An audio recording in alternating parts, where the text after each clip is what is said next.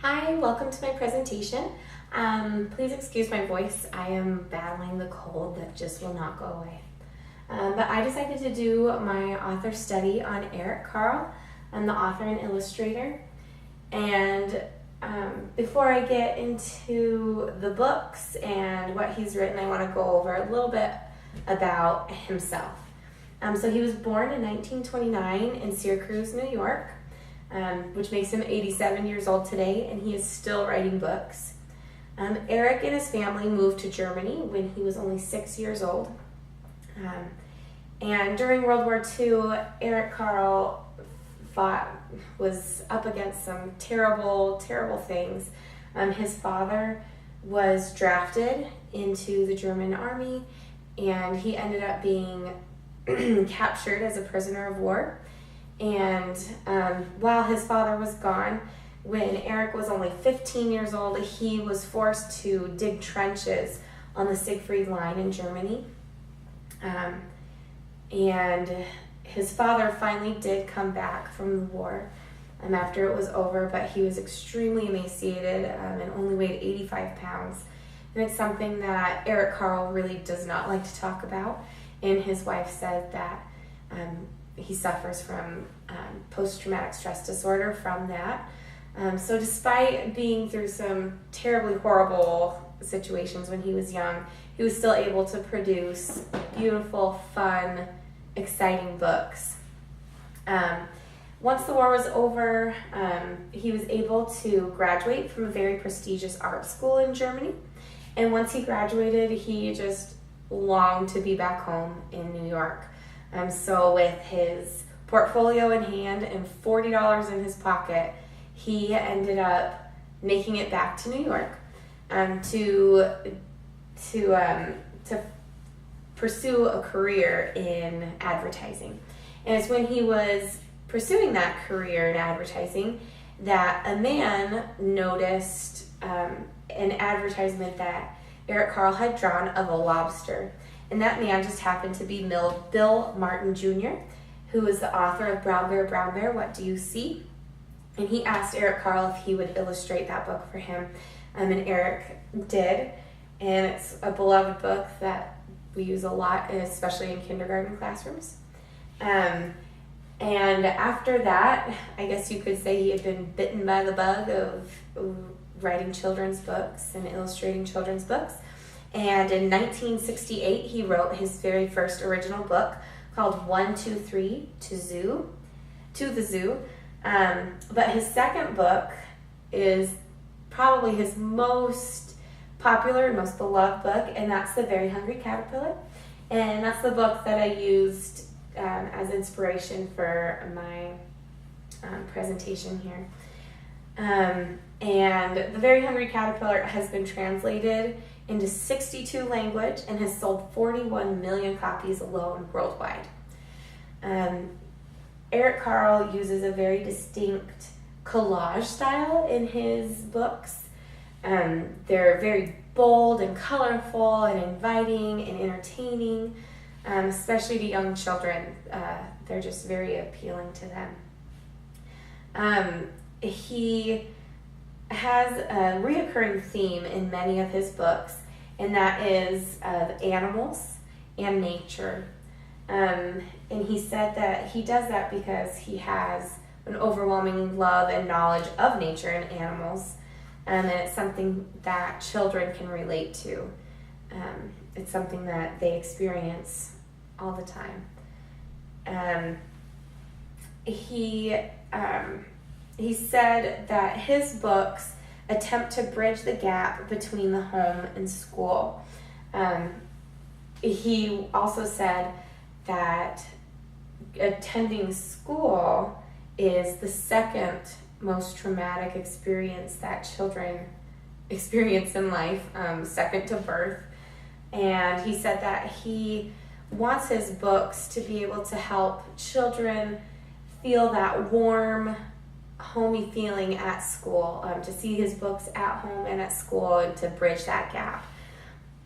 He wants children to know that learning is really both fascinating and fun.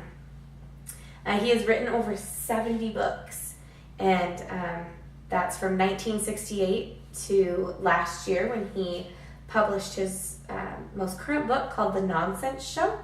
So in a 50-year career, he has written 70 books. It's pretty amazing. And of those books, 138 million copies have been sold worldwide. And he receives hundreds of letters a week from his young reading fans, sending him artwork that they've done of their own collage style, and also telling them how much they love his books. So when I went about picking my 10 books for my author study, I wanted to pick a little bit of what I loved and what I knew, and some books that I hadn't read before. So I'll start with the ones that I absolutely love, and of course my favorite is The Very Hungry Caterpillar. This book is great for teaching children the days of the week. It goes through each day, and it's also great for counting. Monday he ate through 1 apple, Tuesday he ate through 2 pears, and so on. So it's great for that.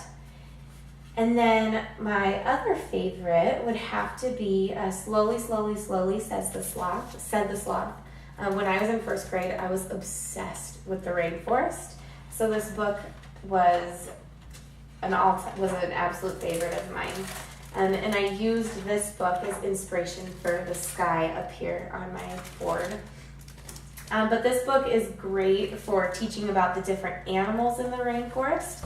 It shows them where they are in the rainforest, if they're up in the trees, if they're on the ground. And then in the back, there's a great resource of where it shows all the animals, and then it has them labeled so that children can look and see what the names of the animals are. Another favorite of mine is Papa, Please Get the Moon for Me. This book has some really fun aspects of it as well. I use this as kind of inspiration for the stars on my board. So this part, Papa gets a very long ladder. So this page folds out to show just how long that ladder is. And then another similar page is my favorite page of this book, is this folds out to show the whole moon, to show how big it is, and how Papa can't bring it down for his daughter until the moon gets smaller. And once it does get smaller, he's able to climb up and then climb down the ladder. So that's a great, fun book.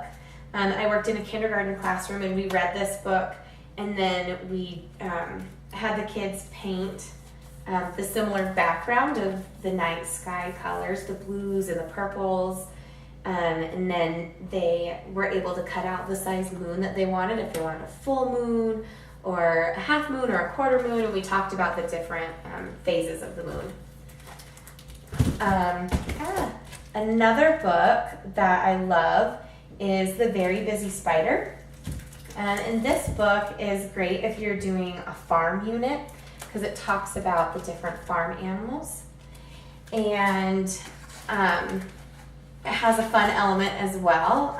The web is raised. And I know some of some of these are flip-up books, but I haven't seen that version. I've just seen the raised web. This book is also great for showing kids that if you put your mind to finishing something and you just finish it, that you can do it. Another favorite of mine is From Head to Toe. And this book is great for younger readers. It's to show different body parts, and it's interactive. So this one says, I am a giraffe and I bend my neck. Can you do it? I can do it. And so it can show the kids that they can do the same thing that a giraffe can. And so it goes on with all the different animals inside. Some of the books that I hadn't read before that I wanted to pick out were Mr. Seahorse. This book is really cool because it talks about the different male animals in the ocean that take care of their babies, such as seahorses. And this has a fun aspect as well. It's a camouflaging book, and then you turn the page and you can see the animal. So this is great for an ocean unit in a classroom. Another book that I hadn't read was Friends. This is a great book on friendship. It's about a friend moving away and the little boy wanting to go and find her. So it's a great book for if you have a student who has a friend moving away. The 10 Rubber Ducks would also be good for an ocean unit. It's about 10 rubber ducks who fall out of their box at sea, and they encounter different animals along the way. This book, Today is Monday, is another great book that you can use to teach the days of the week. So each day has a different food with it. Today is Monday, string beans. And it goes on through the rest of the week. One book that I had never read or really heard of was Walter the Baker. This book was so cute and funny, and it was great to show persistence as well. This book's about a baker named Walter, and he makes the best rolls in all the land.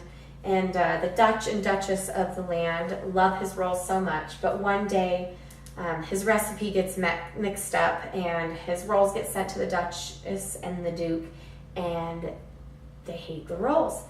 So they bring Walter to them, and they are about to banish him, but instead they give him a challenge. They said, if you can make a roll that the sun can shine through 3 times and is delicious, then you can stay. So Walter went home and racked his brain. He tried so hard to come up with something, and he finally, just in desperation, flung a string of dough against the wall, and his son looked at it on the floor and grabbed it, and they threw it in the oven. And the next day he took a pretzel. It was the first pretzel to the Duchess and the Duke, and the sun shone through it 3 times with the 3 different holes. And Walter was able to stay, and everyone in all the land loved his pretzels.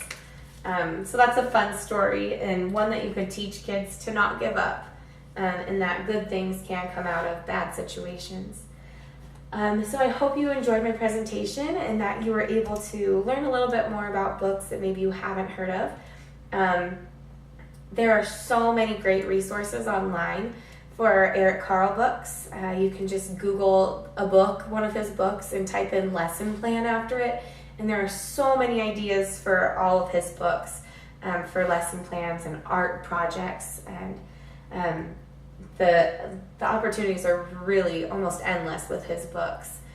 So I hope you enjoyed, and thank you.